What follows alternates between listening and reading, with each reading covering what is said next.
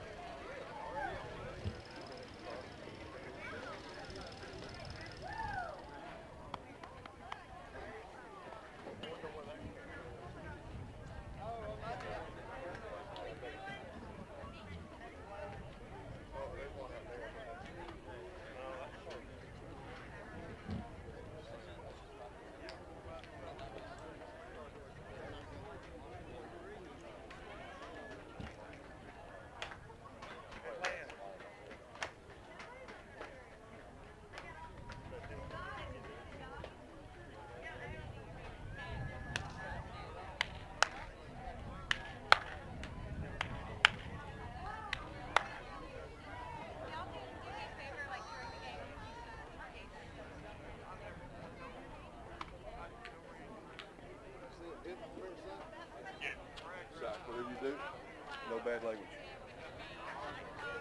Use microphones to carry back over the internet. See? Make it sign language.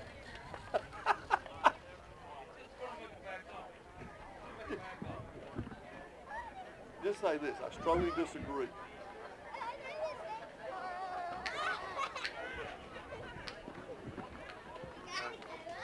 It's way over. Huh? It's way over. Oh, it's 69 right now. 69. So yeah, you won that little thing. I mean, okay. 69 is what it is here. Hey, let me tell you this. There were some people I didn't know that had Jay softball shirts on. I counted them. So what I'm thinking, Brian, is that Jacob went out to softball and bought some t-shirts for younger people so they come in and get over. That's the story I'm telling you. That's probably what it is. got to win. I mean, that's a little extreme for a game, you know, over and under. Win at all costs.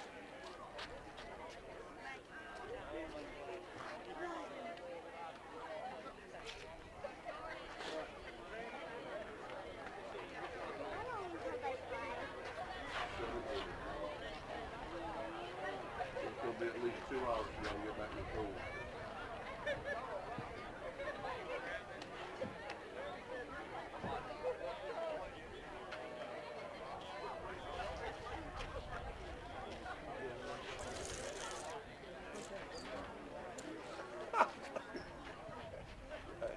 He texts your guys. He said, what?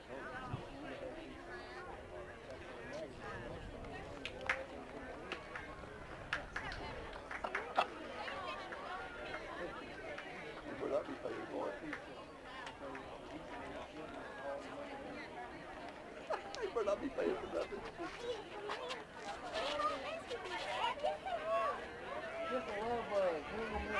I mean, I know it's all pretty serious too. During the game, You're under 12. it's all pretty stuff in this little park that goes through this here. You know, like at first time. When we start this here, you got that kid over there.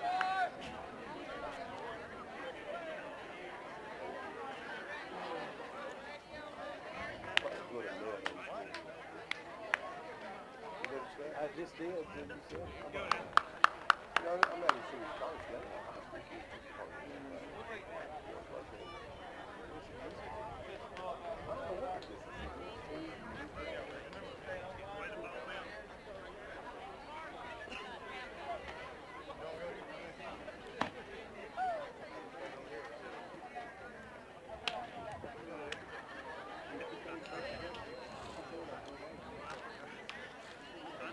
Good afternoon, softball fans. Welcome to the National Training Center in Clermont for a 2012 FHSAA Class 1A state softball semifinal between the Port St. Joe Sharks and the Jay Royals.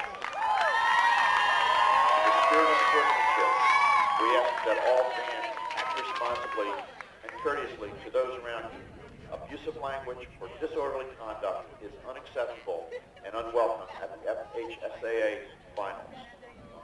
Let's afford the student athletes, the coaches, the officials, and your fellow fans the respect they deserve. Your cooperation is appreciated. Thank you. Just a reminder, the FHSAA sports.com is the destination to watch the best Florida high school sports coverage. Today's semifinal games are being streamed live on the internet. Text or call friends and family and tell them to go to FHSAA sports.com right now. Don't miss any of the action. You can also go to FHSAA sports.com. Watch your swear words. to purchase What we were talking about What were you earlier. talking about? I said it'll be me on the internet. And now, You MFer. let's meet the teams. First, for Port St. Joe, the visitors with a record of 24 wins and 5 losses. The roster players.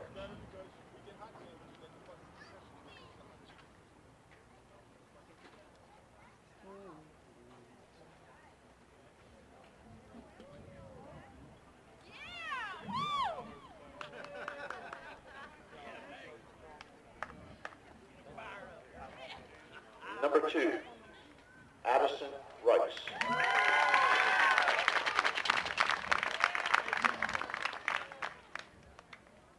Number 7, Kristen Thomas.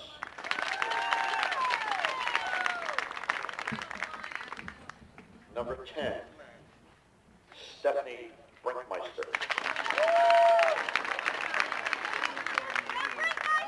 Number 12, Haley Heels.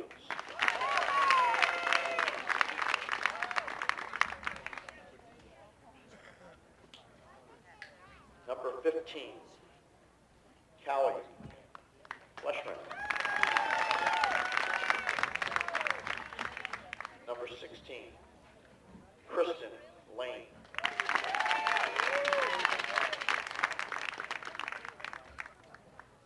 Tonight's starters for the Sharks. At shortstop, a senior, number 13, Katie LaCour. At second base, a freshman, number 5, Haley Wood. Catching, a senior, number 3, Katie Gardner. Pitching, a junior, number 11, Michaela Ramsey. At third base, a freshman, number 9, Shannon Prince. At first base, a sophomore, number 18, Brittany King. In left field, a junior, number 11, Michaela Ramsey.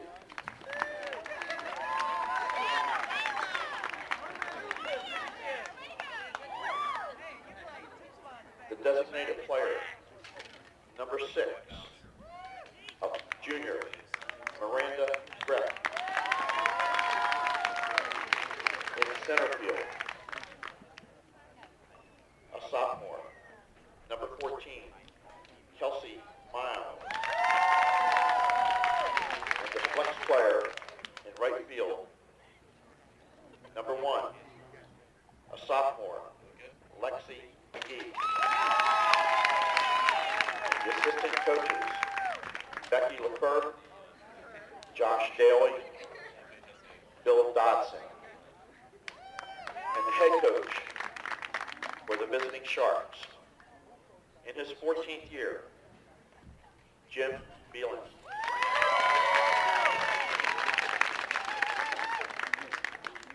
Now for Jay, the home team on the scoreboard with a record of 20 wins and 2 losses. The roster players.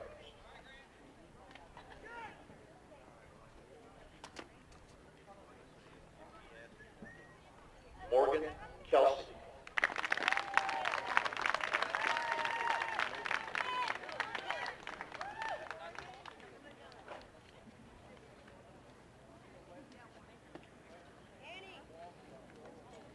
Destiny Herring. Morgan Mitchell. Taylor Moore. And Bailey Upton. Tonight's starters for the Royals. At third base, a junior, number 10, Olivia Wright. In center field, a sophomore, number 11, Ashlyn Gett. At shortstop, a senior, number 12, Tessa Hendrick.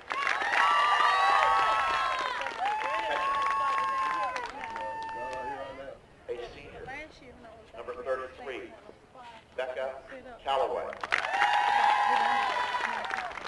At first base, a junior, number 7, Camille Driver. And it's the beginning of the 2012 Girls Softball Championships from Clearmont. I'm Kelly Neff along with Philip Law. The little schools get to kick off this tournament. The class... A sophomore, number 19, Sydney Lowry. At second base, eighth grader, number 3, Michaela Stewart. It's time for the 2012 Girls State High School Softball Championships from Clermont. I'm Kelly Neff along with Philip Law. The small schools, the little ones, start off the tournament with the first semifinal round game in Class 1A. And the two teams are being introduced, as you see, out on the field right now. It will be the Royals of Jay and the Sharks of Port St. Joe. Now, Port St. Joe will be the visiting team, and they'll be facing a pitcher by the name of Sydney Lowry. And we'll take a look at her statistics. She is 18-3 on the year and has an earned run average of 1.89. So she's obviously a very quality pitcher as the Royals go up against the Sharks. Philip Law, as I mentioned, has joined us. And Coach Law, I know this is the first time you've been behind the microphone, but what a beautiful scenario we have here at the start of the state tournament. Kind of fun, huh? Yes, sir, absolutely. I generally don't get an opportunity to be up here. I'm generally down on the clay, but I certainly am happy to be up here today watching these two quality teams. And right now we will have our national anthem from the National Training Center in Clermont before the start of the 2012 Girls State Softball Tournament.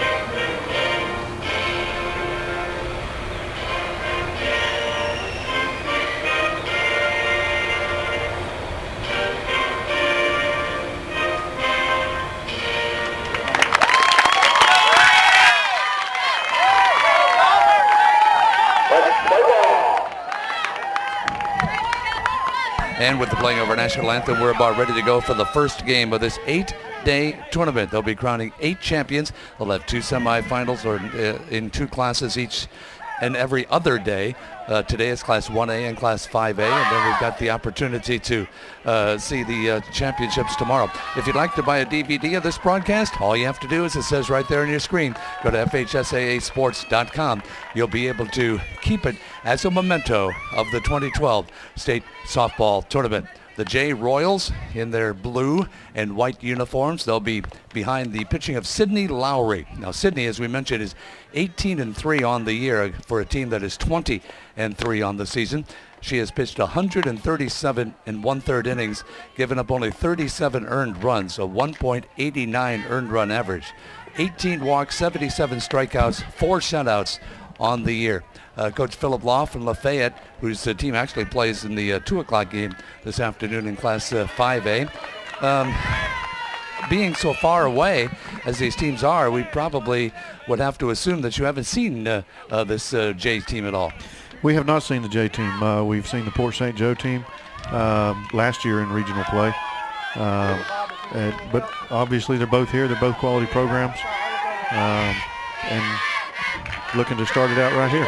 And Port St. Joe will start off with shortstop Katie LaCour, left-handed batter, and we are underway for the season. And she'll bunt that one foul. LaCour, a senior, and one of only 2 seniors on this entire Port St. Joe team, comes into the tournament with a batting average of .564. And there's one that's hit just 1 hop to second. Quickly over to first base in 2 pitches, and we have our first out of the ball game. Here comes Haley Wood. Haley is the second baseman, hitting at .310 for the year. Haley, a freshman. There are a number of really young underclassmen on this Port St. Joe team. They have 5 9th graders, 2 8th graders. That's what you see in the small schools, don't you, Coach? You see these 7th graders and 8th graders playing. Absolutely. We have a couple of 8th and 9th graders on our team as well.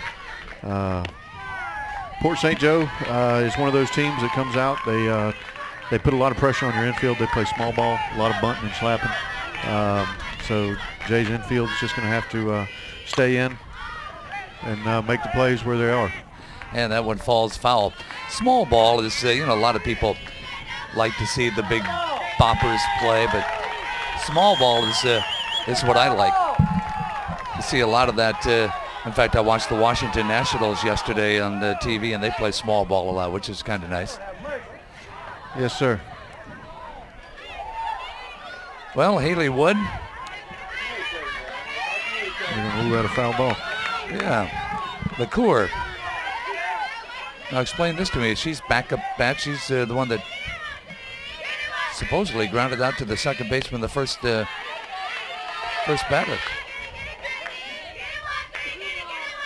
Well, she's back up there now. And that one is hit towards left field. And over to get it.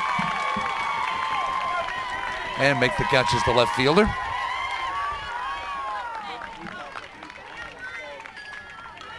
And here comes Haley Wood, the second baseman. I gotta check this roster. Apparently they had a change in their starting lineup from what they gave us, because this is the third batter of the ball game, and this is Haley Wood, who is supposed to be the second batter of the ball game.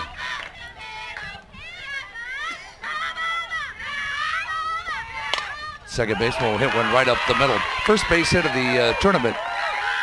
She'll stay at first base as that brings up Katie Gardner. Gardner, the catcher. Right-handed batter.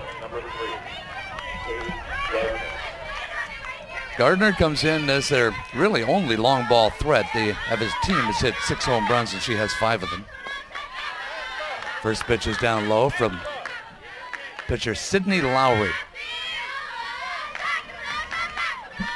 Right-handed pitcher who, as we mentioned, doesn't walk a lot of people. Less than one a game, actually. There's a one hopper to third. They're going to go to second.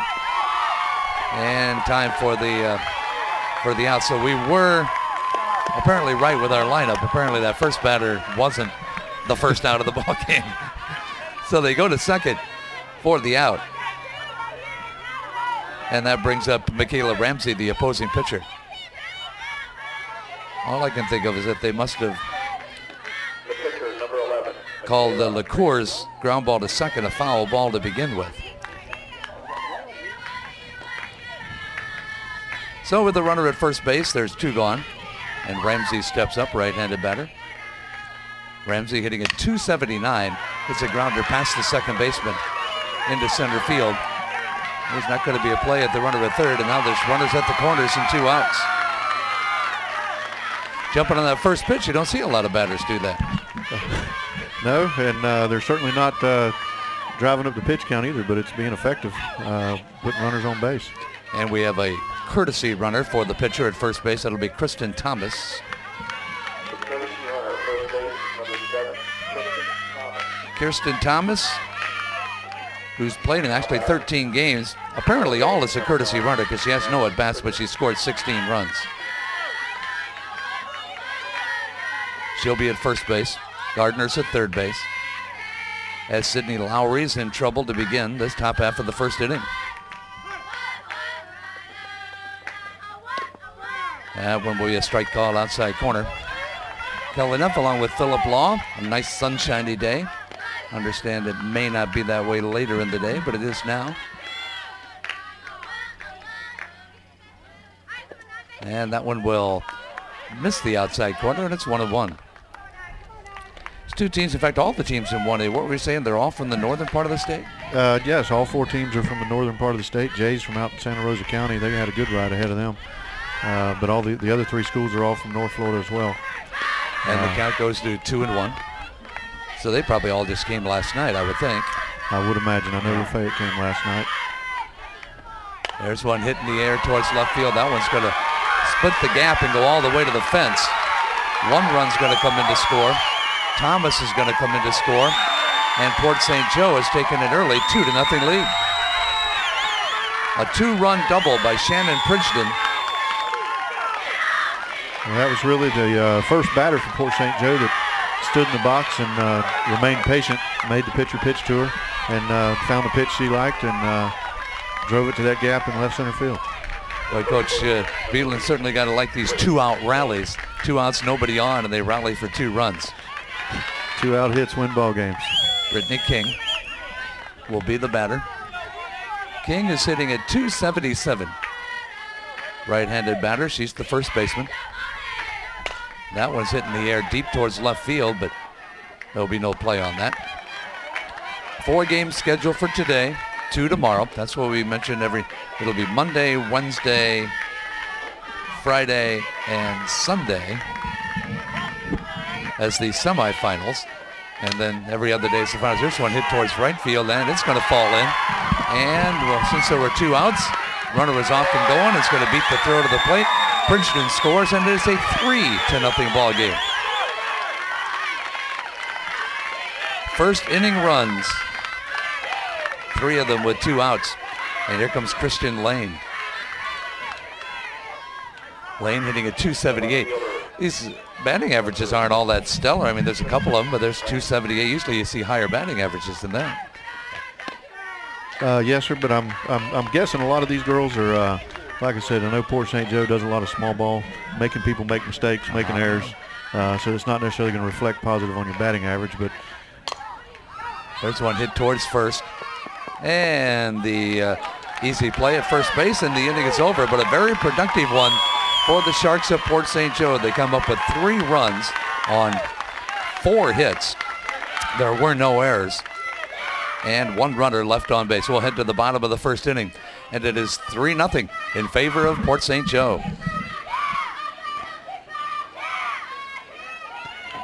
And Kelly, it's usually considered an advantage being the home team because you get the last at bat. But many times in a venue such as this, being a home team is not always a positive thing because the nerves are there. You're in the field. You know, if you make mistakes when you're up to bat, it's not really going to hurt you in the first inning. But if you make mistakes in the field, if the pitcher's nervous, whatever the case may be, it's not always the best thing in these big venues like this. So I guess there's something to be said about wanting to be the home team because you get the last at bat. But in the Port St. Joe's case, it's, you know, a big argument can be made that now all of a sudden you've got a 3-0 lead. Absolutely, absolutely. Well, the 3 batters that will face Michaela Ramsey will be Taylor Moore, Ashlyn Geck, and Tessa Hendricks, the top third of Coach Brian Watson's lineup. The Royals are at 20-3 on the year, having come in with a loss to Pace in the opening game of the season. Then Baker beat them. Those are the only 2 Florida teams to beat them. T.R. Miller of Bruton, Alabama, beat them as well. Their losses are 4-2, 10-1, and 3-0. So they've actually been shut out once this year, whereas pitcher Michaela Ramsey has thrown 8 shutouts herself. She's pitched 173 innings. Her record is the exact same record as the team. They're 24-5. She has given up 49 earned runs, struck out 14 is all. She must not be a big strikeout pitcher. And she's walked 56, not a great ratio. And the first pitch is ball 1 to Taylor Moore. Moore for Jay comes in here actually with no batting average. She's only played 1 game. And she'll take a strike. Taylor Moore, a sophomore, and because we don't know the exact reason why she hasn't played all year. Could have been one of those deals where she was hurt and didn't get back into playing shape until now. Grounds 1 to third, and there's 1 gone in the first inning. Of course, you being the JV coach, coach at the end of the year, the varsity takes a lot of your players, don't they? I certainly hope they do. That means I did my job. If they want to take my girls and bring them into tournament play, it certainly means I did my job, and it gives them an opportunity to, to see the environment, to feel the environment. So hopefully if they're on varsity next year, they get to come back, and it's not the first time for them. There are 3 8th graders and 1 7th grader on this J team. Ashlyn Geck is a sophomore. Comes in hitting .353 on the year in that number 2 spot for Coach Watson. And she'll bunt this one. It'll be fielded by Ramsey over to first in time for the out. Looks like Jay likes to play that small ball right here in the first inning. Well, they're right in the same position. The first 2 batters have been retired, and that's exactly how Port St. Joe started. Then all of a sudden, bam, bam, bam, a couple of singles and a double, and you're up 3-0. So Ramsey, a half swing and a strike. Those changeups will get you every time. Absolutely. I don't see how you can prepare for a changeup when, you never know when they're going to throw it. That one sails way high. Not much time to adjust when you see that changeup coming, is there? There's not, but it just comes down to being patient in the box, keeping your hands back, and trusting your bat speed and letting the pitch come to you. Here's the pitch. That one's hitting the air towards left field. She certainly, that one's gone. She certainly waited on that one. Holy cow. A 2-out home run by Tessa Hendricks, her first home run of the year. Well, I don't think there's much wind to aid that one. She got all of it, didn't she? Yes, she did. That was a good, solid hit. She let it come to her. She kept her hands inside the ball, took them straight to it, and hit it straight over that. I would say in the gap, but the gap wouldn't matter on that ball. It was over the fence. So a 2-out home run, and it's a 3-1 ball game. Here comes Becca Calloway. Calloway, a catcher, hitting .476. She has a couple home runs herself. Well, I got a feeling these two teams should just start off every inning with 2 outs and go from there. All the scoring's been done with 2 outs so far. Yes, sir, but that would certainly make a coach old really fast, I can tell you. Yeah. When you only get 1 out in the inning. There's a pitch that'll miss outside. Considering the fact that these are two really small towns represented, the people here, it's a pretty good crowd today. Yes, sir, I can definitely tell you in the small town environment, I know, again, coming from Mayo and Lafayette, the communities really get behind the kids. It's a really big deal when they come to events like this, and it's great for the community to come out and show them a lot of support. Here's the next pitch, and that one will be taken all the way, and the count goes to 2-1. It's kind of hard to see the scoreboard from our vantage point, and the fact that it's turned off right now doesn't help it. I'm looking up there to find the count, and it's not even on. That one will miss outside for ball 4. So a base on balls to Becca Calloway. We'll probably have a courtesy runner. You can courtesy run for the catcher and pitcher, although in this particular case they're not going to. Here comes Camille Driver. Driver's hitting at .257. 5 extra base hits this year. Right-handed batter. And the pitch to her will miss outside. Throw down to first. And diving back in is Calloway.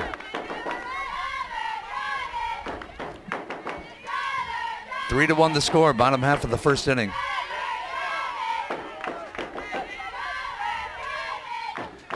And the 0-1 delivery is grounded weakly to third. Over to first, pulls the first baseman off the bag. But the tag is made by the first baseman, and Driver is out. And the Royals are out as well. 1 run on 1 hit. There were no errors. And 1 runner left on base, the home run by Jessa Hendricks. 3 to 1. Port St. Joe leads it as we head to the top of the second.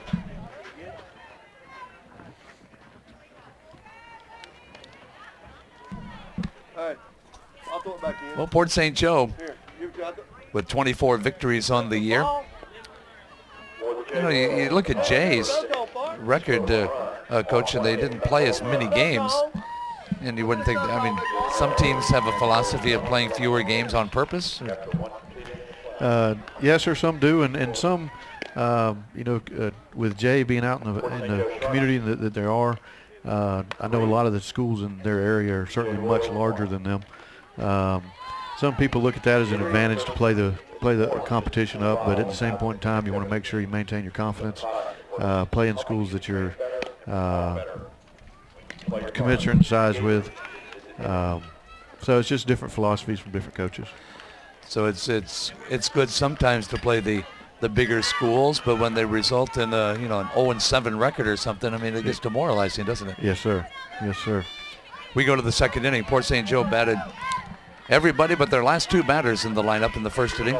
Miranda Greff will be the first batter, designated player, who swings right through that one. Greff hitting just at .200, only has 8 base hits and 40 at-bats this year. Greff, who is listed as an outfielder, will ground this one to short. Over to first goes Hendricks, and there's 1 gone in the second inning. I'll tell you, poor St. Joe is really being aggressive in the box. I don't think a single batter's come up that has not taken a cut at the first pitch that come by, whether they hit it or got a strike on it. They're certainly being aggressive, and if it's working for them, that's a good thing. Now, do you teach your batters to take a strike at all? No, sir. I don't want them to take a strike. I want them to. If it's a strike, I want you to put the bat on the ball.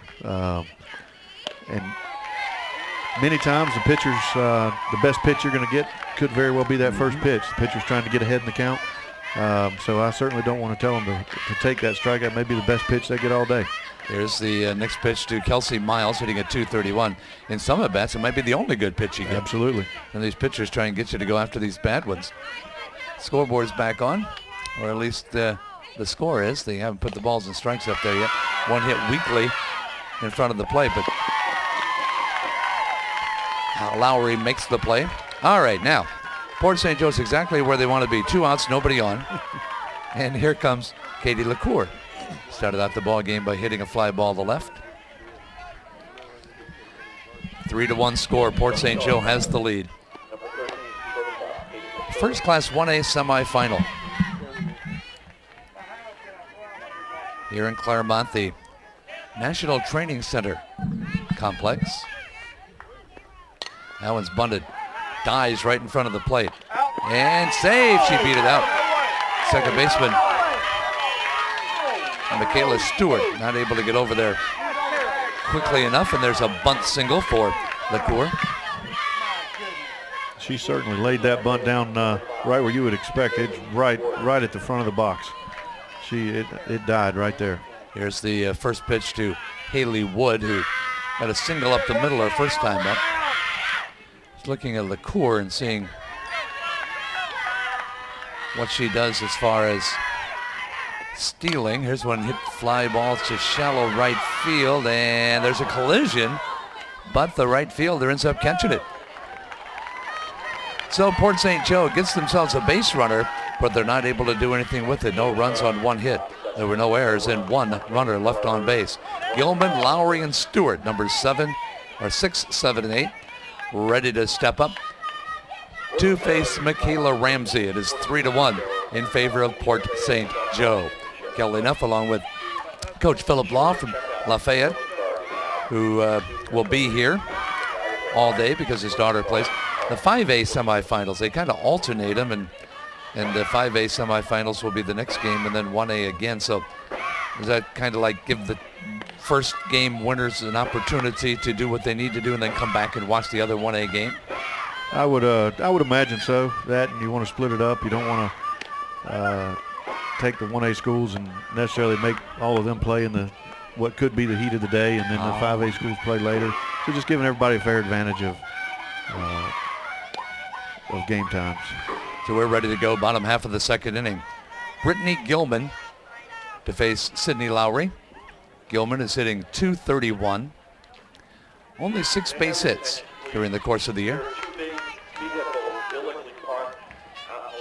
Gilman's the left fielder.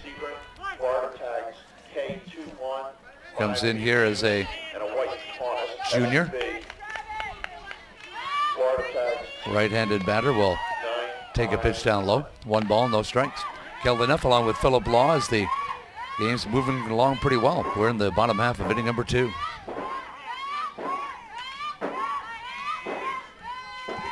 And the delivery is going to miss outside, and it's 2-0. Jay at 20-3. Jay beat Gainesville Poplar Springs 4-1 in regional quarterfinals. They got to host that. In fact, both of these teams were able to host the entire regional tournaments. There's one hit to right field, and that one is going to be off the glove of the right fielder, Lexi McGee, and into second base goes Brittany Gilman on the error. She came up a little bit too quick on that ball.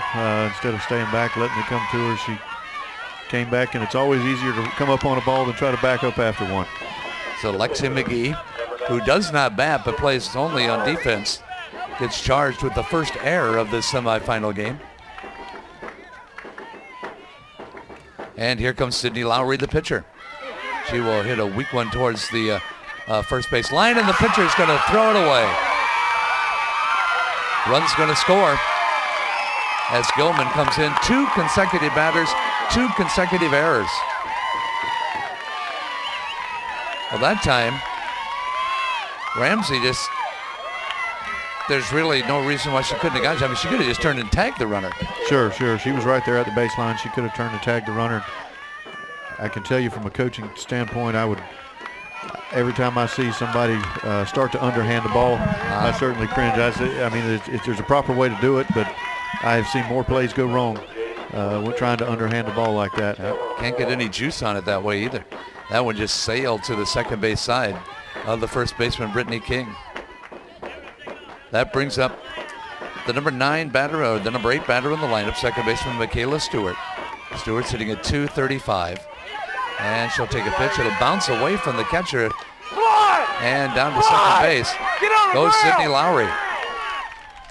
So the wild pitch by pitcher Michaela Ramsey puts another runner in scoring position. Bottom half of inning number 2. Samantha Stedham waits on deck for the J Royals. Delivery by pitcher Ramsey. That one's going to be foul. Ramsey, as we mentioned, for the most part, the only pitcher that Port St. Joe has. She's the only one listed anyway. Doesn't look like they've ever used anybody else. She's pitched every game for them, all 29 of them. There's one that's going to be a called strike. Runner at second base is Lowry. 1 runner in already. 2 errors in the inning.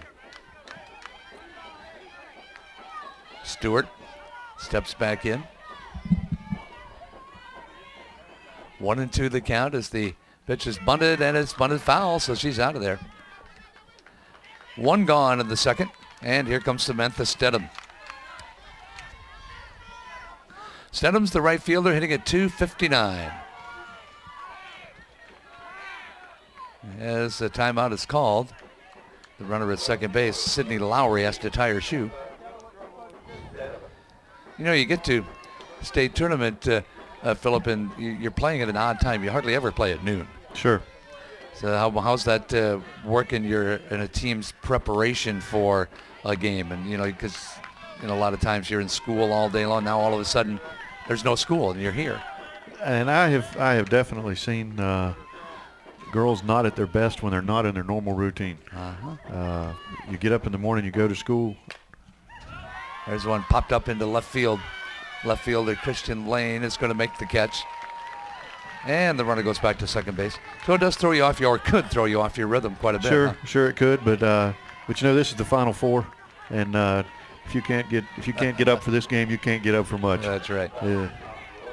Here's Taylor Moore. Moore's the third baseman who grounded to third her first time up.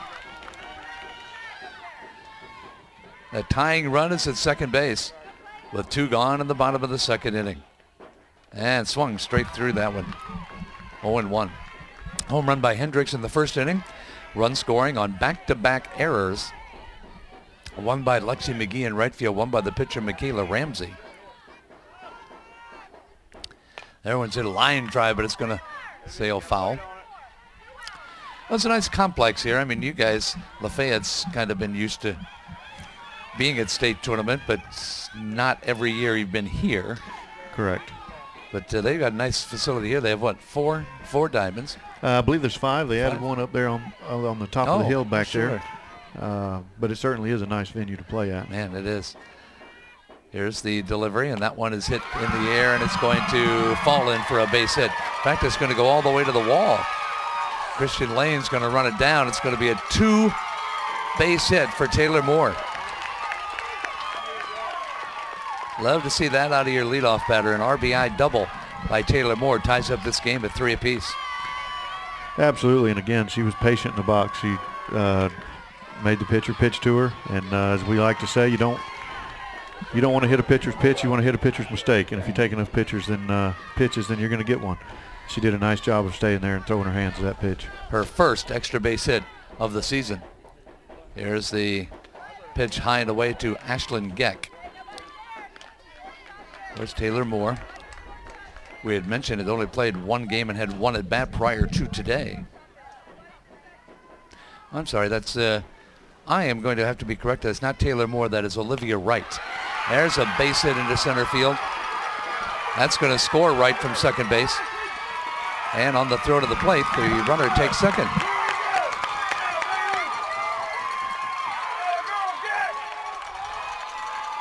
An RBI single for Ashlyn Geck right up the middle. And it is a lead-changing base hit. It's now a 4-3 ball game. So my mistake, Taylor Moore is actually number 20, and I misread the score sheet, and it's number 10, so it's Olivia Wright. There's one grounded up the middle, another base hit. And that's going to score another run. Like batting practice out there for the Royals right now. I'll tell you what, this game, I don't know. As a coach in this game, anytime somebody gets, as soon as you get 2 outs on you, you know it's fixing to crank up. So far, that's been the case. 4 runs in the inning. It's a 5-3 ball game. Here comes Becca Calloway.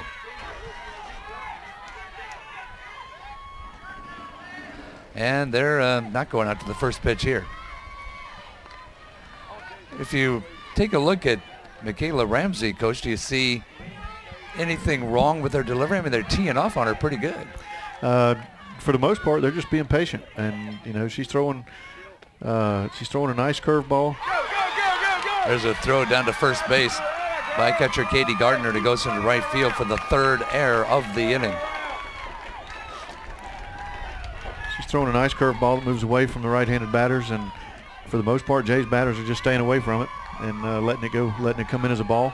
So they're being patient, you know, and eventually if she throws enough of those, she's going to have to throw something close that they can get a hold of. It's hard to stay patient sometimes. You want to go up there and be aggressive, and you want to teach that, but you know, there's times to be aggressive, and there's times just to be kind of a foolish hitter. And that one's fouled away. Wow, big inning here. After the 1 run in the first inning on the home run, they really pieced together a couple of base hits, 3 base hits, and a couple of errors. And it's been a big inning. And we're swinging and a miss. And down on strikes goes Calloway. Second strikeout of the inning, but a big inning for the Jay Royals as they come up with 4 runs on 3 base hits. There were 3 errors and 1 runner left on base. As we go to the visiting half of inning number 3, the lead has changed. It is now 5-3 in favor of Jay. Kelly Neff along with Philip Law from Lafayette. In fact, your team, Lafayette, they're already here, aren't they? Yes, sir. I believe they're actually sitting here watching this game. Makes it a full day for them. As a 4 spot is put up in the second inning. So in the third inning, it'll be numbers 3, 4, and 5. That'll be Gardner, Ramsey, and Pridgeon. So they made a whole day. I mean, they don't play till, what do they play? They play at 5 o'clock. They play at 5 o'clock. They were here watching, and I think they were going to watch a few innings of this game, and then they were going to head back and eat some lunch before they have to come back and get ready for their game. So Jay has some work to do. If you notice, Jay they haven't been quite as patient, although they had a pretty good first inning. They banged out 4 base hits in that first inning themselves. Katie Gardner grounded into a fielder's choice, her first time up. She'll be facing Sydney Lowry, who had a pretty good inning in the second. Gave up a bunt single, but other than that, she cruised right through that second inning. Gardner scored 1 of those 3 runs. She'll ground this one to second, right through the wicket into right field. And now she's rounding second. She's going all the way to third. And then third base goes Katie Gardner. Well, you don't see that very often where the right fielder doesn't back up properly enough and the runner goes all the way to third. Yes, sir. That hurts. That definitely hurts when that happens. And your infielders there, they've got to be aggressive. You got to come after that ball, stay down on top of it, make the play. Backing up is so important. There's a swing and a miss. So I'm not sure where right fielder Samantha Stedham was at the start of that play, but she is not the one that went and ran it down. There's a pitch that misses outside. Ramsey, who singled her first time up. Count goes to 1 ball, 1 strike. Again, it's Lowry, and there's a swing and a miss, and it's 1-2. Well, so far for Lowry, she's had him put the ball in play. She hasn't recorded a strikeout yet. Lowry gave up 4 hits in the first inning. Still has the lead, though. That one misses high. Had to have been a typo, Coach, on the stats, because we noticed that, according to the official stats, Lowry had given up only 12 hits all year. She gave up 4 in the first inning here. Yes, sir. I don't believe that was accurate. No, I think they left a number out. There's a ground to the third. They looked the runner back and fired a first. Nice play by third baseman Olivia Wright. Very nice play by Wright. She remained patient, got the ball first, checked her runner, and then made the play. Very nice job. Here's a young lady, did some damage in that first inning, a 2-run double. Shannon Pridgeon. Pridgeon, a right-handed batter for the Sharks of Port St. Joe. There's a delivery. That one's hitting the air. This will score the run. In fact, it'll do more than that. It'll go all the way to the fence. A run will score. Pridgeon will chug into second base with her second double of the ball game and her third run batted in of the day. So Pridgeon, who had 27 runs batted in, second most on the team, is all of a sudden taken it upon herself to be the catalyst for the runs, and it's now 5-4. She'll take her lead off second base. There's one grounder up the middle. That should score another run. Let's see if they send her.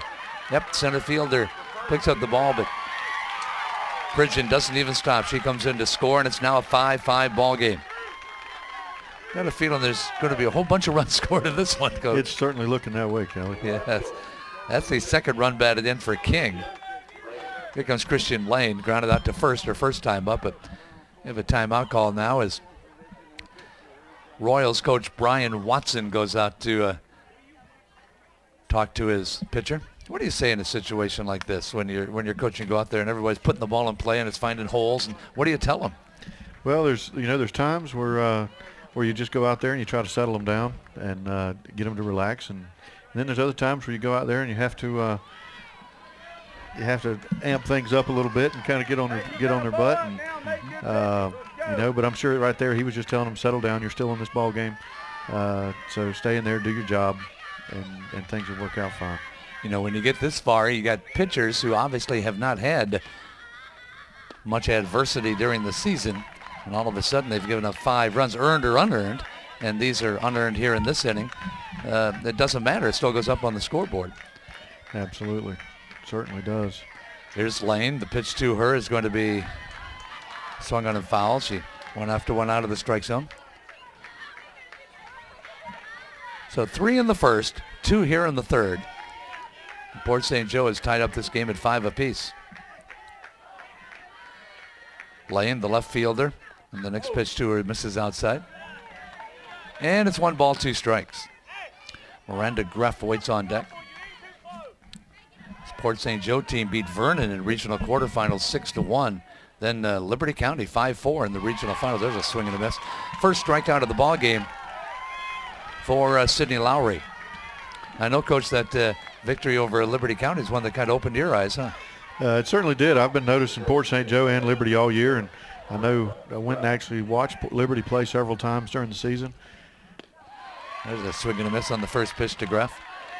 So they beat them 5-4. That's pretty. I mean, they had lost twice to this team from Liberty County. They had. Then they come back and Port St. Joe beat them in the district championship, and then beat them again in regionals. So this one hit to right field, and this one almost overrun.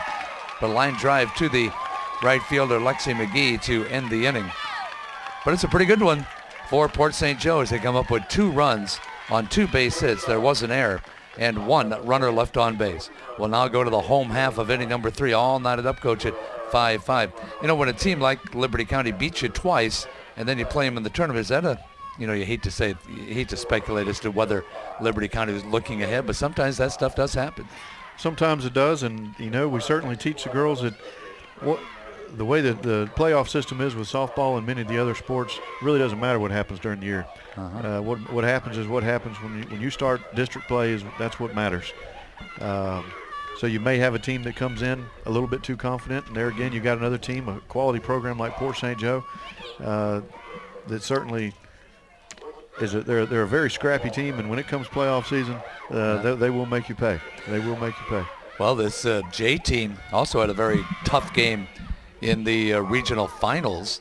Now, in that quarterfinal game against Poplar Springs, Jay scored 3 in the first inning, and that's what ended up being the difference because they won that one 4-1. But then the regional final, when they beat Holmes County 7-6, Jay had a pretty good-sized lead. After 5, they led 6-2, but then Holmes scored 3 in the 6th inning to tie it, then 1 in the bottom of the 6th inning, and Jay won that one. So they obviously know how to not only put the ball in play, they know how to come from behind. Absolutely. Here comes Camille Driver. She'll be followed by Brittany Gilman and Sydney Lowry to face Michaela Ramsey, and there's a looper into right field, and that one will be in for a base hit. And Driver is on at first base with the 5th base hit of the ball game off of Ramsey. Now, Ramsey's not used to giving up a whole lot of hits either. Now, there's got to be another typo on their side. She only gave up 13 hits in 28 games. That's obviously not right. I don't know how they figure that out, but I've got 128 hits in 159 innings.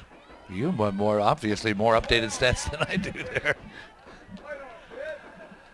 Oh, with the runner at first base, I know, runner at second base on the steal attempt.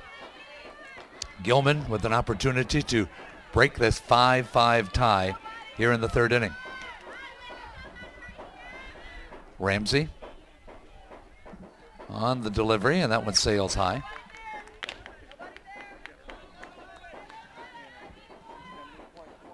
Ramsey trying to keep that runner at second base. That leadoff batter getting on is so important. It wasn't important much in the first inning when everybody scored with 2 outs, but get that leadoff batter on. There's one that's going to be bunted foul.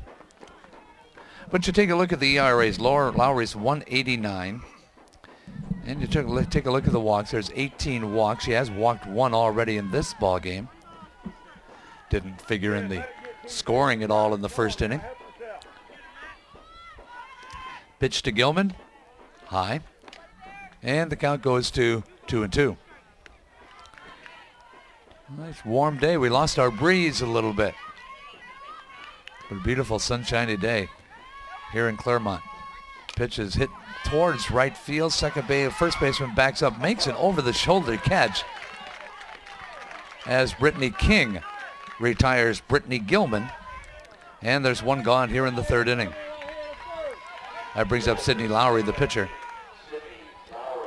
Lowry is the one that had that little nubber fielded by Ramsey, who tried to underhand it at the first base and threw it past the first baseman, which opened up the floodgates in the 2nd inning. Changeup misses high and tight. Do you, as a coach, or maybe you can speculate as to most coaches, do they let their pitchers and catchers call the pitches, or do you do that a lot? Certainly depends on your... Hold that thought. One snap by the third baseman. She drops it, picks it up, fires to third, and they got the out anyway. Nice play by Shannon Pridgeton. She first bobbled the ball, knew she couldn't get Lowry at first, so she turned and fired to the shortstop. A heads-up play by LaCour, the shortstop, to retire Driver at third. Got to talk in the infield on the plays like that, otherwise the third baseman doesn't know there's somebody there. Sure. You know, as far as calling the pitches, a lot of it depends on the seniority of your catcher. I'm noticing the catcher for Port St. Joe is a freshman. I believe she's looking over getting the pitches from the coach. That's Katie Gardner. 2 gone, runner at first base as Ramsey is out of a little trouble right now. Here's one of 2 strikeout victims she's had so far. And there's a grounder past third. Stopped by the shortstop over to second. Not in time. Another nice play by LaCour to keep that ball from going into left field. But as it is, it's an infield single for Michaela Stewart. That was a very nice play by the shortstop there. And here comes the number 9 batter in the order. That is Samantha Stedham. Stedham flew out to left field her first time up. 1 run in the first, 4 runs in the 2nd inning. There's a pitch outside for Jay. 3 runs in the 1st inning, 2 in the 3rd for Port St. Joe, and we're tied up at 5 apiece. Here's the pitch to Stedham. And that swung on him. This looked like a curveball. The ball's thrown back from the catcher, who threw it over the head of the pitcher. We were talking about how Jay beat Vernon and Liberty County in the regional finals. In that regional final, or Port St. Joe did. There's one hit to left field. And for the second time in the ball game, Samantha Stedham flies out to the left fielder. So in the third inning, the only inning that Jay has not scored in this game, no runs on 2 hits. There were no errors, and there were 2 runners left on base. It's a 5-5 tie as we go to the top half of the fourth inning. In that regional final, Port St. Joseph was down 4-1 heading into the bottom of the 5th against Liberty County, and they scored 4 times in 1 inning against them to end up winning that ball game. From what you're telling me about Liberty County, scoring 4 runs in an inning against them is really a feat. It certainly is. It certainly is. They were a solid team, but again, Port St. Joe is when it comes playoff time, they're a tough team to play. We saw them last year in the playoffs, and it didn't work out too well for us. But they are definitely a good team, and you let the momentum start going in their direction, and they will make you pay. After 3 innings, Port St. Joe 5 runs, 7 hits, 3 errors. Jay 5 runs, 6 hits, and 1 error. And we're ready to go for numbers 9, 1, and 2. That is Kelsey Miles, Katie LaCour, and Haley Wood to face Sydney Lowry. Well, as you mentioned, Coach, 2 of their losses, Port St. Joe, were to Liberty County during the course of the season. They only lost 5 games overall. There's one outside. Miles grounded right back to the pitcher last time up. Neither of these schools has ever won a softball championship. Port St. Joe's been here in the finals before. There's one fouled at the plate. But Jay, you gotta love these little towns. I mean, Jay, the town of Jay has 579 people. I mean, I live in Orlando, and it's kind of, I mean, every day I consider my front porch, see that many people just pass through the stoplight at any given time. Yeah, certainly. But you have to appreciate the small towns. Yes, you really do. I'm originally from Iowa. We have a number of small towns up there, and they're very precious. There's a pitch swung on and missed. They're from Santa Rosa County. You can't get too much further, otherwise you're in Alabama. So these young ladies have had a long, just to tell you how long a trip they had, they're in another time zone. Central time zone. Here's the pitch, and that is hit in the air towards left field. And a couple of steps over is the left fielder, Brittany Gilman, and there's one gone in the fourth inning. Here comes the top of the order, Katie LaCour. Flew out to left and got a bunt single. You know, it may be a long way away, but I think they have one thing in Jay that kind of caught my attention. They have the Jay Peanut Festival every year. I always appreciate a good peanut festival. Oh, man, do I too. My goodness. They do their big 4th of July celebration and get everybody together. There's a bunt foul. And, of course, the Port St. Joe young ladies from Gulf County, which is just south and east. Obviously right on the Gulf. Hence, Gulf County. There's one hit in the air, slapped towards center field. Boy, 2 fly balls and almost perfectly played by the outfield to bring up Haley Wood. That brings up a point I've always wondered. As a coach, when you position your outfielders, is that just hit and miss? Is that just like a guessing game? Well, yes and no. It depends on the day, and it depends on the team that you're playing. Here's we'll hold that thought and get it between innings. As Haley Wood pops out to the first baseman driver. That's the first time we've had a 3-up, 3-down inning. No runs, no hits, no errors, nobody left on base. As we head now to the home half of number 4, it'll be 1, 2, and 3. Wright, Geck, and Hendricks. Kel Lineff along with Coach Philip Law from Lafayette. Well, let's talk about positioning the outfielders. I go to games and I hear coaches say, they'll call the left fielder, they'll say like, Gilman, 2 steps to your left. How do you know that? Well, a lot of it either A, comes back from history of watching this girl play in the past, or B, if you play in a team with properly trained hitters, most hitters, right-handed hitters, on an outside pitch, you're going to hit that ball to the right field. Inside pitches, you're going to drive to the left field. Inside pitches, you're going to drive up the middle.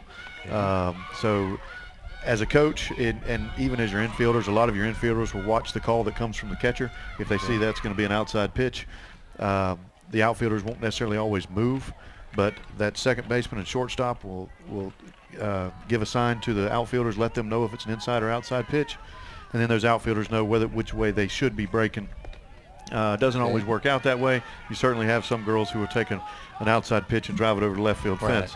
But from the aspect of looking at it, that's the way you teach the girls. Take the pitch where it's pitched and hit it. Here comes the top third of the J lineup. Olivia Wright, Ashlyn Geck, and Tessa Hendricks. Wright is 1 out of 2 with an RBI double in the second. And the first pitch is fouled off to the first base side.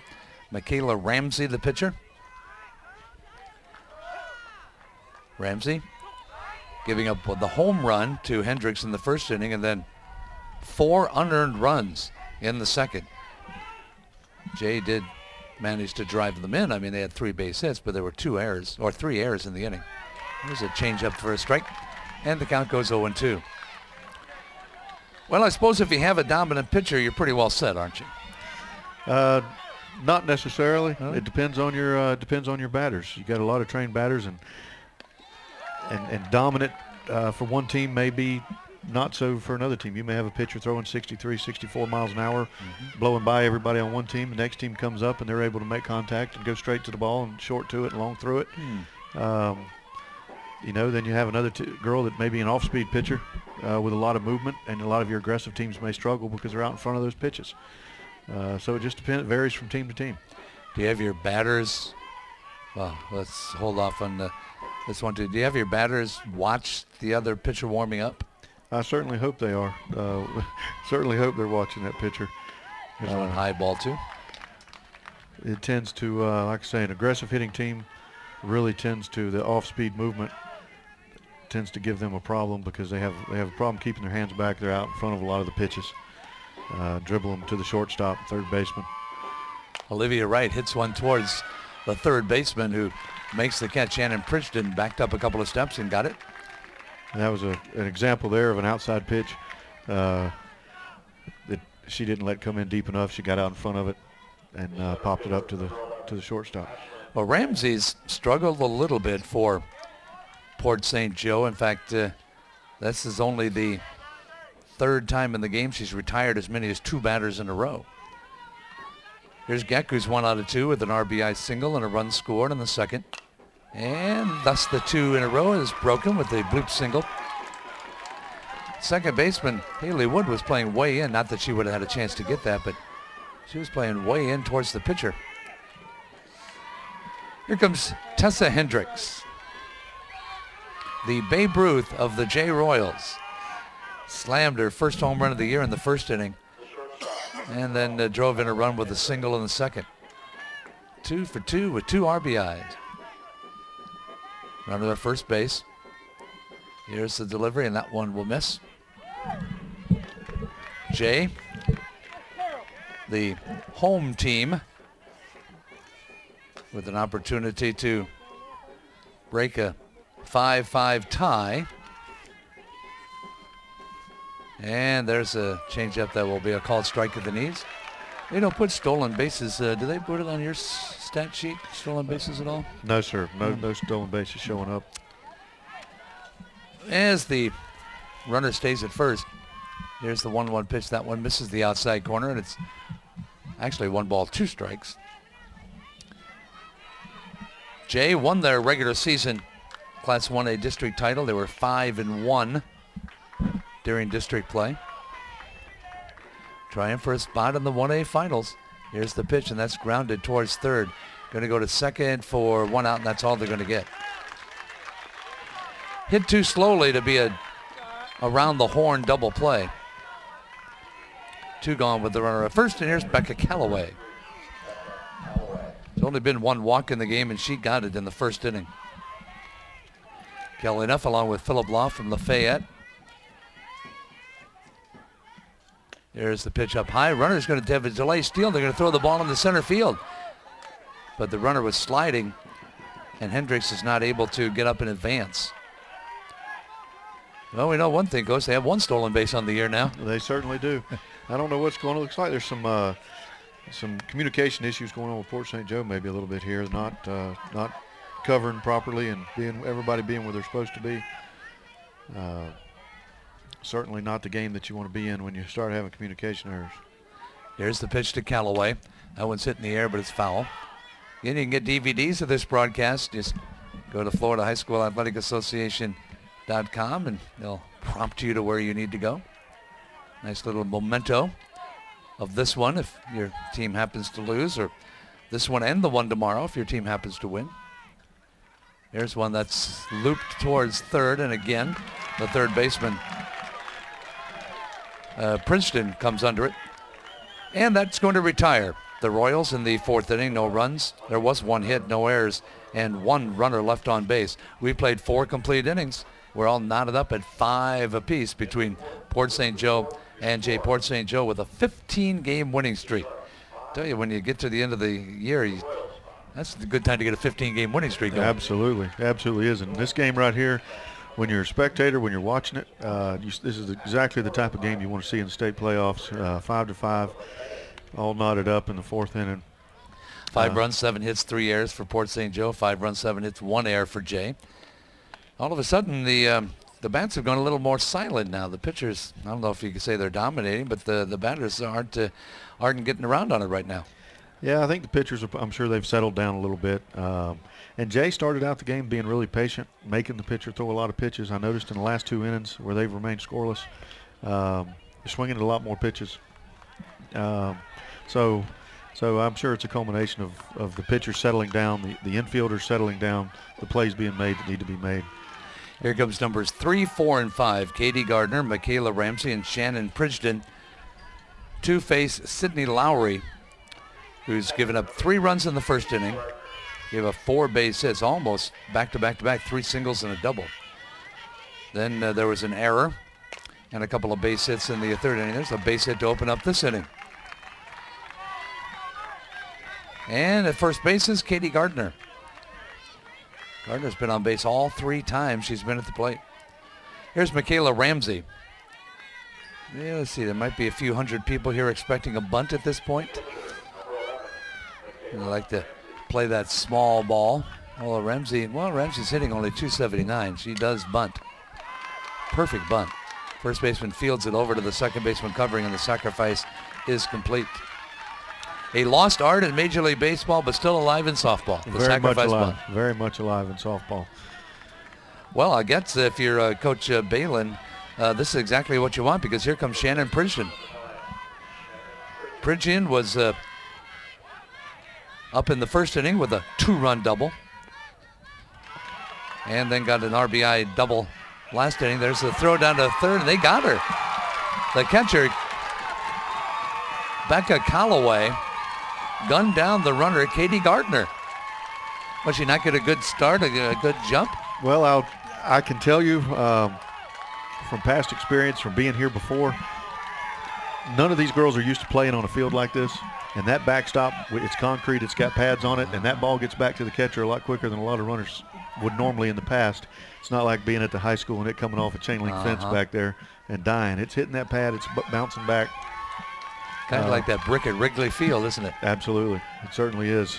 And a lot of these girls are just not used to that. That's something that you have to bring to their attention. There's one popped up. Bridgeton won't get any RBI double this time. She pops up to the pitcher. And theoretically, it ends up being a 1-2-3 inning. No runs on 1 hit. There were no errors and nobody left on base. We'll go to the bottom of the 5th inning. It'll be numbers 5, 6, and 7, Driver, Gilman, and Lowry to face Michaela Ramsey. You know, Coach, a play like that is likely to inspire a team and fire them up. Oh, absolutely. It certainly is. Anytime you can get a base runner trying to steal like that, if you can steal successfully, it's kind of demoralizing for the team that's getting stole on. But at the same point, for the team that's catching those girls, it will boost them up a little bit. You know, we talked about how neither of these teams have ever won a state championship, and of course, neither of them win this year too, but they've certainly been no strangers to postseason. The Royals were in the postseason every year from 1994 through 2001, then every year from 2003 to 2007, and again last year and this year. Whereas Port St. Joe was in the postseason every year from 1995 through 2000, again in 2002 and 3, and then every year from 2006 to 2009, and again in 2011. So at least these girls have grown up watching nothing but success from their schools.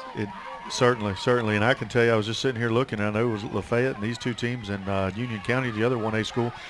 We will have a state champion in 1A this year that has never won it before because none of these 4 teams have ever won a state championship. How exciting for in them. softball. Last year's champion, St. Petersburg Canterbury, beat Boca Raton Grandview Prep. You might remember in a pretty exciting ball game, 1-0 in 8 innings. Here's Camille Driver. She's 1 for 2. Single in the 3rd inning. And the first pitch from Ramsey will miss inside, and it's 1-0. Kelly Neff along with Philip Law, who is actually not the head coach of Lafayette, not of the varsity anyway. No, sir, I'm an assistant on the JV team. There's a strike. So all of these girls, including your daughter, who plays for Lafayette, have gone through you to get here. Yes, sir. Just about every girl that's on our varsity team this year has come through, whether I coached them in middle school or in JV or even in travel ball. Wow. At some point, I've coached all these girls, so I'm real proud of them. You do the travel ball in the summer. You don't get a time off at all, do you? When you get in this game and you got 3 daughters like me, you don't get a whole lot of time. And I absolutely love it. I enjoy it. I'm very passionate about the sport and about the girls being successful. 1 ball, 1 strike. Ramsey delivers. That one's inside, 2-1. So this is your oldest daughter that plays? That's correct. I did volleyball this year. She was on the volleyball team. She was. As a matter of fact, Scored the winning point? Served the winning serve, yes, sir. Winning serve. 8 of the girls on this volleyball roster all won the volleyball state championship back in November. There's one up the middle, backhanded by the second baseman, but Woods not able to make a play on it. That'll be an infield hit. As Driver gets her second hit of the ball game, and here comes Brittany Gilman. And again, much like the last half inning when Ramsey laid down a bunch, you can pretty much expect Gilman to do the same thing. She scored a run earlier. She actually hit a fly ball in the second inning to right fielder Lexi McGee, who dropped it. She will square, and she'll bunt right through it. Not going to bunt it with the bat at that angle. It's not going to go anywhere. What's the best way to bunt? You square, I mean, you bring the bat horizontal to the ground? You got to have the barrel above your hands and make sure that you're not in transition. That's a mistake a lot of people make. You're still in transition. They're still turning while they're trying to bunt. And then you have some that are trying to get to the base before they even get to the ball. So you got to stay in there. You don't want to be in transition. Lay the ball down. Make sure your feet are pointed toward first base. And then do what you got to do. Here's the next pitch.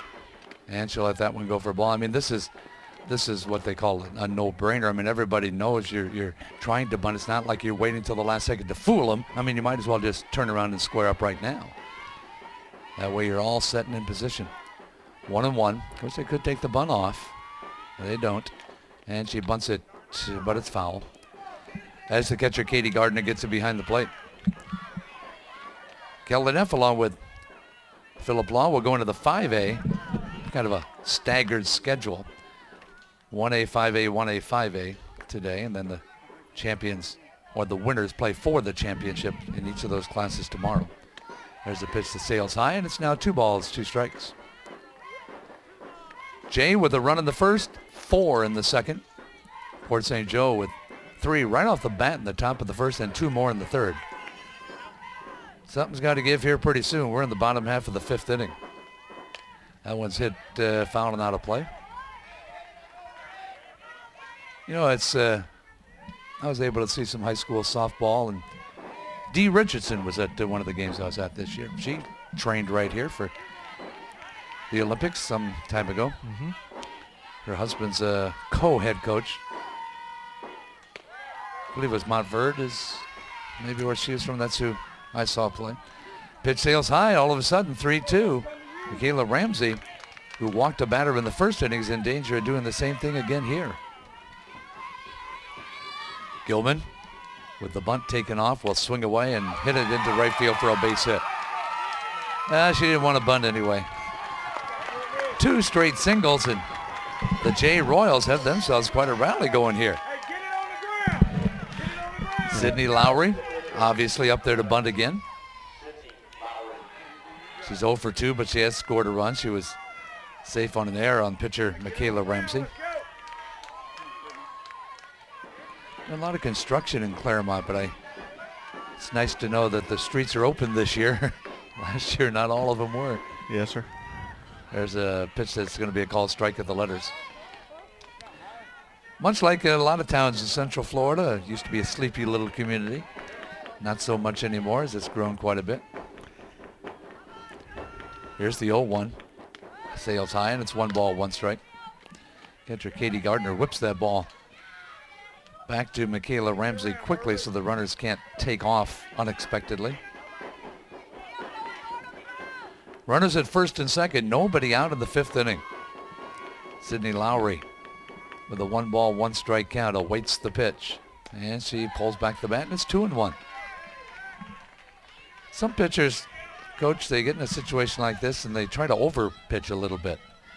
And it looked like Ramsey's having trouble trying to, with her placement now. Location. And there's a strike. She bunts straight through it. Yeah, sometimes the batters help you out like they did on that one. Right there. And they're willing to give you an out. You might as well take it. 2-2 the count. Lowry, the number 7 batter, and Coach Watson's lineup steps back in. 2-2. There's the pitch. Fouled back. Just barely got a piece of it. Well, still, Ramsey has never retired more than 2 in a row. She retired the first 2 batters in the 1st inning. Retired 2 in a row in the 2nd inning. The last one of the 3rd and the first one of the 4th, and that's it. She's been pitching out of trouble ever since this game started. Swung on and missed. Big strikeout for Michaela Ramsey. Her 3rd strikeout of the ball game, and here comes Michaela Stewart. Well, as a pitcher, you got to think these girls are in the bottom of the lineup for a reason. So let's see if I can mow them down with 2 runners on. So Stewart got an infield hit her last time up. Infield hit won't score a run here, but she hits a ground at 3rd. Bridgen will back up a couple of steps, retire the lead runner. Nice job getting the lead runner on that. She's made done a nice play. Pretty good job all around today. Certainly has. Now there's 2 outs and runners at first and second. Here's Samantha Stedham. This will be a feather in Ramsey's cap if she can get out of this without any run scoring. Stedham has twice flown to left field. This time the pitch misses outside. So you enjoying your first taste of broadcasting today? Certainly am. I appreciate it. Yes, sir. I'm glad to have the opportunity. It sure beats working for a living. Here's Stedham at the plate, ahead in the count, 1 ball, no strikes. That was swung on and missed on a changeup, but it's 1-1. Is it hard to teach a softball pitcher a curveball?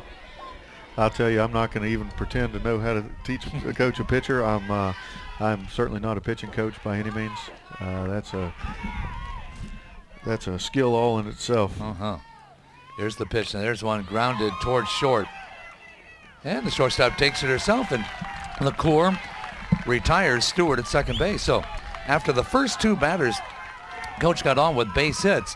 Michaela Ramsey was able to strike out a batter and get 2 ground balls, so a feather in her cap there. No runs on 2 hits. There were no errors. And 2 runners left on base. We have now played 5 complete innings. It is still a 5-5 ball game. 5 runs on 8 hits, 4 errors for Port St. Joe. 5 runs, 8 hits, and 1 error for the Royals. Coach, just to go back to what we were talking about before that last out, is there, well, let me put it this way. There's obviously an advantage to having someone on your staff who's been a pitcher or can coach the pitchers if you can't. Certainly, but you also find that a lot of the girls who are serious about pitching these days, they have their own pitching coaches. They go to their pitching coaches at least a couple days a week. So as long as you have a basic knowledge, I'm not going to try to go to when a kid's working hard and their parents are making an investment. I'm certainly not going to go try to change the way she's doing things. But kudos to the pitchers and the pitching coaches. But there's also the unsung hero is just about every night somebody's sitting on a 5-gallon bucket at the house catching a lot of pitches every night. Here's the first batter of the inning. Ground ball to second base, and Brittany King is retired for the first time today after 2 singles. Here brings up Christian Lane. So in the town of Mayo, is there somebody who serves as a pitching coach? We have a couple in the vicinity, in the area between Live Oak, Lake City, Gainesville. In that area, there are some pitching coaches that have done very good jobs. There's the pitch high. I take it you've never pitched. No, sir. Okay. My dad was a pitcher at Fast. Boy, from what I understand, he's pretty good at it. There's the delivery, and that one's inside. Ball 2. You hear these stories about, guys like Eddie Feigner and people like that who they call their whole infield and defense in and then strike out the side. Talk about confidence. I don't think any of these girls can do that. I don't think you're going to see that out here today. Well, so far, Sydney Lowry has not walked a batter. She had a little trouble with this one. There's a little pop-up. Pitcher Lowry's going to make the old basket catch. And Lane is retired, and Miranda Gruff steps in. She's 0 for 2. I saw an interview with Lowry that she did back after they won the regional championship before coming here. And she said that her goal was to try to throw strikes and let her defense do the work, and that's primarily what she's done here today. There's the ball grounded to third and over to first, and that, ladies and gentlemen, is the second 1-2-3 inning out of the last 3 for Sydney Lowry. No runs on no hits, no errors, and nobody left on base. Well, as we said before, something's got to give here pretty soon or we'll be here all day. We go to the bottom of the 6th inning in a 5-5 tie. But if you're Coach Brian Watson, Philip, here in the bottom of the 6th inning for Jay, you're smiling because you have the top of your order up. You certainly do. You have an opportunity to make something happen here. I noticed in the last inning when Jay got some runners on base, they came out that inning a little bit more patient, making the pitcher throw a few more pitches than they had in the 2 innings prior. So I think the coach probably settled them down a little bit and told them you got to make her pitch to you. Take your pitch and drive it. Well, I'll tell you, of the 8 base hits that Jay has, 5 of them have come from these top 3 batters. And those are the 3 that are out there to face Michaela Ramsey. It'll be Olivia Wright, Ashlyn Geck, and Tessa Hendricks. Wright has actually had the least success. She's 1 out of 3, but she did have an RBI double back in that 4-run second inning. Winner advances to the finals, which is tomorrow, right here. Port St. Joe getting off to a 3-0 lead in the first inning, but give the Jay Royals credit. They came bouncing right back and was able to take a lead of their own with a 4-run second inning. That 4-run second inning was helped out by 3 errors on Port St. Joe. All right, so the Jay fans are really pumped up now because the 1-2-3 batters in their lineup are here. There's the first pitch, and that's popped foul and out of play. It's real hard for a batter to be patient, especially quality hitters top of your lineup. It's really hard for them sometimes to be patient in a game like this. When it's tied up, everybody wants to make something happen. You can overswing a lot that way, too. Absolutely. There's the pitch he didn't there. Line drive falls right in front of the left fielder, Christian Lane. A leadoff single. Second inning in a row, they've gotten the leadoff batter on. Actually, they've gotten the leadoff batter on in 4 of the 6 innings so far. Here comes Ashlyn Geck. Now, here's a young lady who's already 2 for 3, Coach, but you still have to have her bunting, right? I might give her 1 cut at the ball, swinging, and then we'll go from there, see what she can do with it. Couple of singles. Now she's going to square around. She's going to let it go for a ball. Grounded out to the pitcher first time up. Actually drove in a run with a base hit to center field, and then looped one to right fielder last time up. It's sometimes difficult when you got some of your better hitters up and no outs. It's difficult to take the bat out of their hands and make them lay down a bunt. And she bunts it towards first. First baseman King makes the play to Wood at first base. Sacrifice is complete. She did her job, did a very good job, got the bunt down. When a team comes up and gets a base hit, which in this case could effectively win the game, you kind of overlook the sacrifice bunt that got him to second, but that's probably the most important thing. Oh, absolutely. You got to get that bunt down, get that runner to second, put them in scoring position. Well, here's Tessa Hendricks. Went the whole season without a home run. Hit one here in the first inning. Also got an RBI single in that second inning. So she's 2 out of 3. There's one way outside. Almost had her leaning. Yeah, she wanted it, but she was able to keep her hands back to stay off of it. Counts 2, but should be 2 balls and no strikes. There's the pitch. That one outside, ball 3. Well, you know, this is their big hitter and first base is open, but, you know, they might be just trying to pitch around her or just make her go after a bad one. I would be surprised if they gave her something to hit right here. Callaway waiting on deck as that one is going to be outside, and there's runners at first and second. Second walk of the ball game. Well, now with one out, do you still bunt? You got Becca Callaway coming up, a senior with a batting average like 467. That would be a difficult call. Again, I might give her a cut at the ball and see what she can do with it before I give her that bunt sign. She walked in the first inning, 0 for 2 since.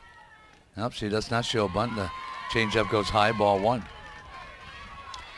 Well, Michaela Ramsey in a peck of trouble here. Ramsey, a junior pitcher for Coach Jim Beelan. There's the pitch, and that one's hit in the air. And the second baseman with the infield fly rule in effect is actually going to miss the ball. The batter is out. The runners are going to run. And they are going to end up both of them scoring, but the runner at third base is going to be out. That ball's on the grid. So explain this, Coach. Can they score on an infield? I mean, the batter's automatically out, but they run at their own risk. So those 2 runs going to count? Yes, sir. You can run at your own risk. Okay. So they're going to call the batter out, but it's going to be an error on the second baseman to score 2 runs and give the Jay Royals a 2-run lead. Was the infield fly rule in effect? I don't know the exact wording of it. Says batter is automatically out with runners at first and second, or first, second, and third with less than 2 outs on a ball that can be reasonably played by an infielder. And that was, I mean, she had to go in the outfield grass, but that was a reasonable play, and then she dropped it. Sure, she had an opportunity to set up underneath the ball, and that's generally what the officials are looking for. All you have to do is look at the base umpire. In this case, the first base umpire made the call, and his arm was up. But, of course, Becca Callaway she didn't see that, and so she just kept running. She ended up at third, but they called her off. So there's 2 outs, but 2 runs in the bottom of the 6th inning. And it's a 7-5 lead for the Jay Royals. Here's Camille Driver, 2 out of 3. She'll hit one right past the second baseman and into right field for a base hit. She's 3 out of 4 is that young lady. Brittany Gilman, who's 1 out of 3 with the run scored. Gilman up there as the Royals aren't done yet. So just as easily as they scored those 2 runs, those runners could just as easily have been thrown out. I mean, they're running, like you said, at their own risk, right? Absolutely. They certainly are. You're running at your own risk. If that ball had not went off of her glove and down the first baseline there, then it's a good possibility that they would have been out. There's or the ball. not been running. Hit to right field, center field. Center fielder is going to get it. But a very productive inning thanks to an error for Jay in the bottom of the 6th inning. They came up with 2 runs on 2 hits. There was that one costly error and 1 runner left on base. Jay, heading to the top half of inning number 7, is leading this ball game now. The score is 7-5, Coach, and that can't bode well for Port St. Joe because pitcher Sydney Lowry has retired 11 out of the last 12 batters. Yeah, certainly, but as you were talking about earlier, reading the stats from previous games, Port St. Joe's they're no stranger to coming back and being down in some ball games. There was a time there they were down, I think, to Liberty 4-1 and were able to come back and make some things happen. So it's still certainly anybody's game. But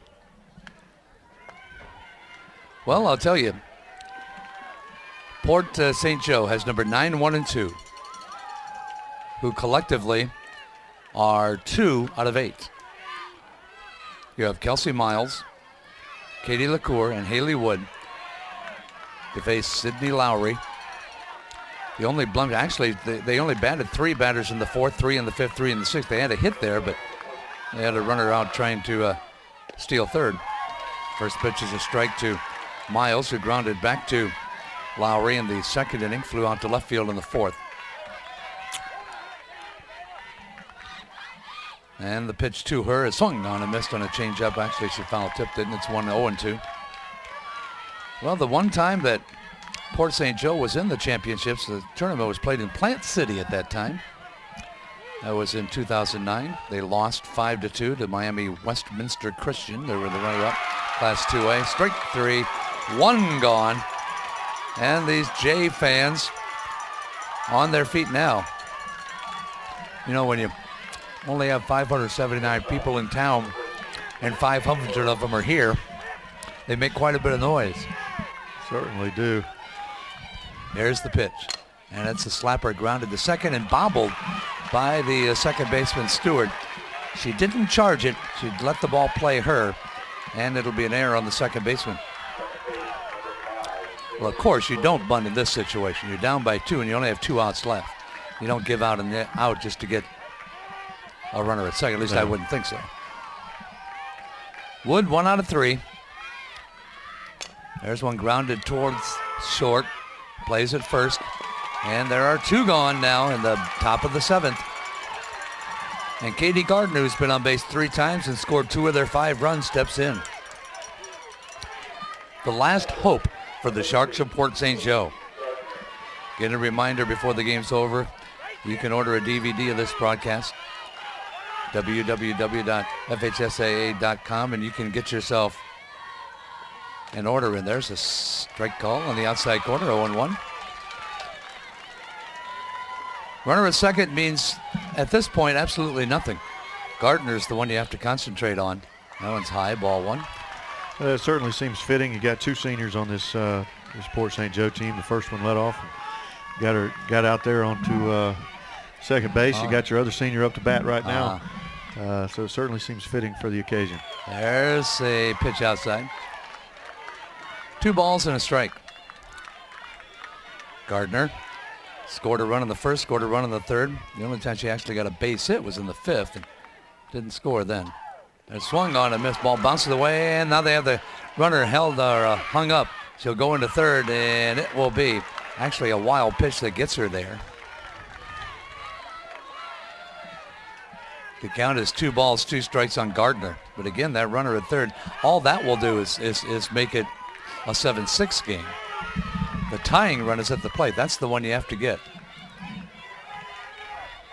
Of course, with 2 outs, you want to stop the bleeding right here. Here's the delivery, and that one is hit in the air. Is it catchable? It is caught.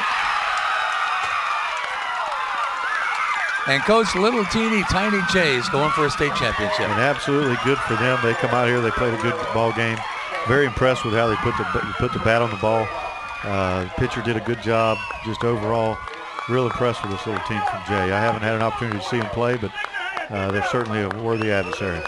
Well, not overpowering, but they certainly were advantageous because they took advantage of 3 errors in the second inning. Bang, bang, bang, bang, some base hits, and really made the other team pay. Certainly did. They put the ball in play, and you can't create errors if you're not putting the ball in play, and they were able to do it. Very happy for them. Well, Coach, I would give you a passing grade for your first game. Well, I certainly appreciate it, Kelly. I appreciate the opportunity again. All right, Coach Philip Law from Lafayette. He'll be here during at least the rest of the day. Lafayette will play the 5 o'clock game and are hoping to be in the finals along with Jay. Jay actually got behind 3-0 at the end of the top of the first inning, but ended up with a home run in the first inning, then 4 more in the second, 2 more in the 6th, while Port St. Joe had 3 runs in the first inning and 2 in the third. So that's going to end the broadcast for the Class 1A semifinal between Port St. Joe and Jay. The final score was 7-5, and again, if you want to buy DVDs of this broadcast, go to FHSAAsports.com and you can place your order. Along with Coach Philip Law, I'm Kelly Neff, and that's going to do it. Final score, 7-5 in favor of Jay.